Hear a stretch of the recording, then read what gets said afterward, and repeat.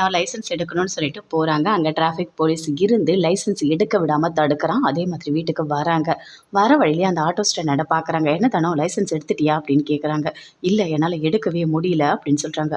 ஏன் என்னாச்சு அப்படின்னு சொல்லிட்டு அங்கே இருக்க எல்லாருமே சேர்ந்து கேட்குறாங்க. இல்லை அந்த டிராஃபிக் போலீஸ் இருக்கான்ல, நான் அவனை அடித்தேன்ல, என்ன நடந்ததுன்னே எனக்கு தெரியல. நான் லைசென்ஸ் எடுக்க போகிற இடத்துல அவனை நான் பார்த்தேன். அவன் தான் ஏதோ பண்ணியிருக்கா மாதிரி எனக்கு தோணுது. எனக்கு அங்கே லைசென்ஸே தரல. நான் வந்து இப்போ எக்ஸாம் எழுதினேன், 0 மார்க் எடுத்துட்டோமா, உனக்கு வந்து லைசென்ஸே கிடையாதுன்னு சொல்லிட்டாங்க அப்படின்னு சொல்லிட்டு ரொம்ப ஃபீல் பண்ணி தானே சொல்கிறாங்க. ஓ, இதெல்லாம் வேறு நடந்திருக்கா? அப்போ இது எல்லாத்துக்குமே காரணமே அந்த டிராஃபிக் போலீஸ் வேலையாக தான் இருக்கும் அப்படின்னு சொல்லிட்டு அந்த ஆட்டோ ஸ்டாண்டை எல்லாருமே சேர்ந்து சொல்கிறாங்க. எனக்கும் ஒன்றுமே புரியல, நான் எப்படி ஆட்டோவை எடுக்க போகிறேன், எதுவுமே எனக்கு தெரியல அப்படின்னு தானே சொல்கிறாங்க. இங்கே பாருமா, அதுக்கு நிறைய வழி இருக்குது சரியா? இவன் ஒருத்தவன் தான் கெட்டவன், அதனால் எல்லாரும் அந்த மாதிரி இருக்க மாட்டாங்க.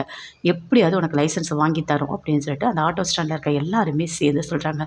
கிடச்சிருமா, எனக்கு கண்டிப்பாக லைசென்ஸ் கிடச்சிருமா அப்படின்னு சொல்கிறாங்க.